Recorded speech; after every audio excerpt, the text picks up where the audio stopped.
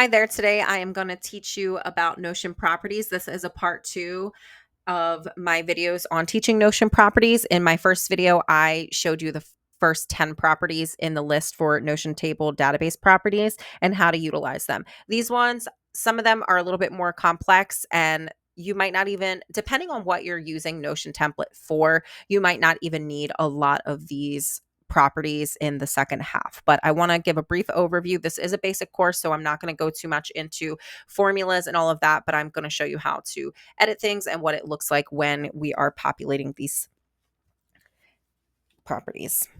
So first thing, we're going to go over our email.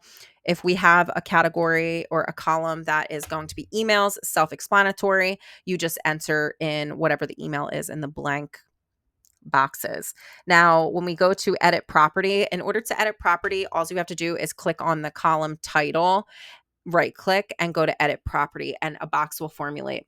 For some of these, you won't see really anything. I'll just give you a brief overview of the type that it is. So it's email. If we're going to wrap in view, if we want to hide it, duplicate, or delete it. And same thing with phone number. You would just enter in the phone number. If you want to go to edit property, it's still the same thing.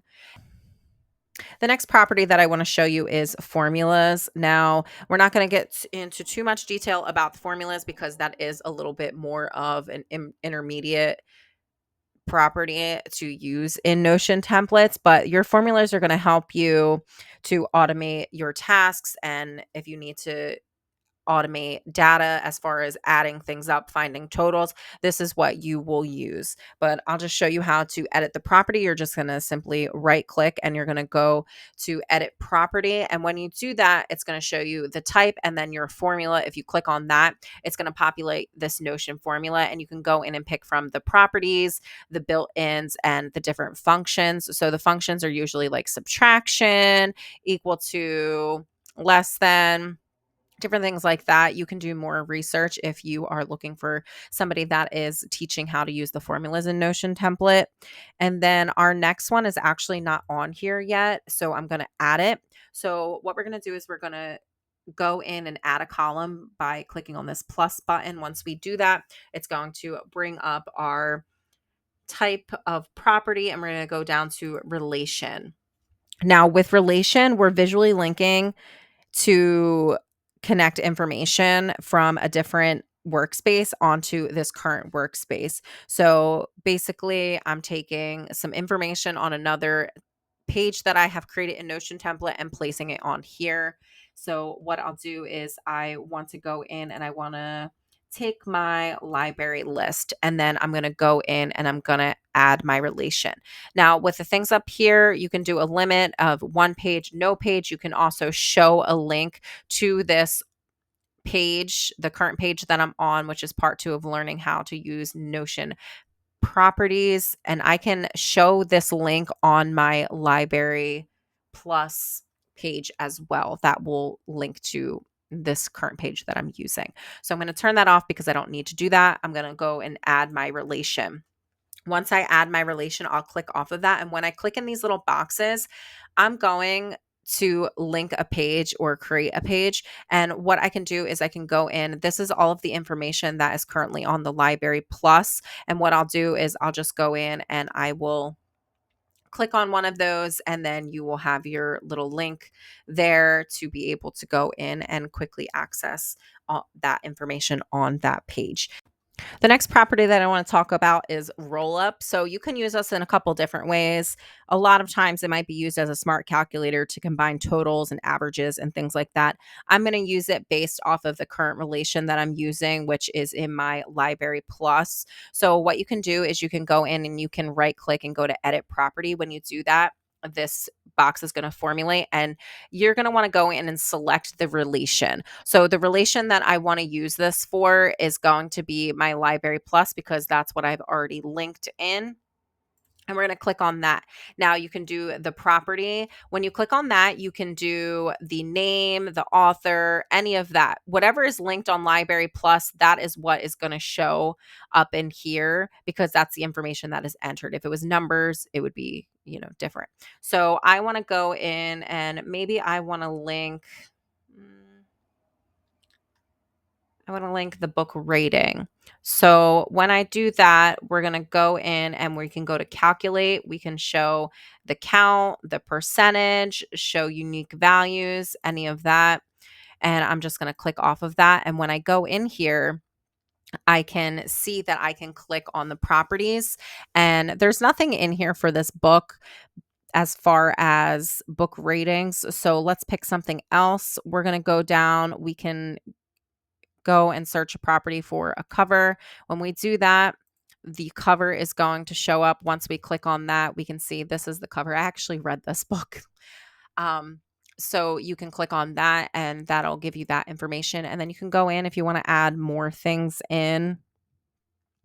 Again, it depends on what information data source you're working for. So what if I wanted to go in and add the release date? I could do that. If I wanted to go in and add the author's name, I could go in and do that, and all of that will populate. So it's pretty much just calculating and taking information from our library plus and putting it on here. It's a little confusing, but I think once you start playing with it, you'll understand better, especially when you're working with data, as I'm not working with data right now. So the next thing we can do is we can go in and we can select the time that each thing was created. We can go in and we can right click the property. This is going to give us our date format and then our time format. This is just going to show when an entry was created, so it can make it easier to navigate when something was created, and then who it was created by. Because I am the only person in the Notion template workspace, it's obviously been created by me. The last time it was edited, this is all a lot of the same thing. You can go in, date, format, all of that. Who was the last person to edit it? And then with our buttons, it's going to make it a little bit easier for us to go into other pages. So we're going to go in and edit properties there. We can make our label when the button is clicked. It's going to, let's say, open our, let's go down to, let's go down to book lovers. So we're going to save that. Once we click on that button, it's going to open up our page where it shows what my page in the book lovers looks like, and it's going to give me all that information. So that's what the button is used for. The last property that I want to talk about is number ID. So we can go in and we can edit this property. When we edit this property, this little box is going to formulate and it's going to say the type that it is. You can't change the ID type. It's locked, but you can go in and you can add a prefix. So say that you're doing a task, maybe you want something labeled as task 1, task 2, task 3, so that people can better prioritize things, or you can simply leave it as project or enter in anything that you want. Because I've been messing around with this, it's going to look a little bit different, but you can go in and you can update the ID prefix.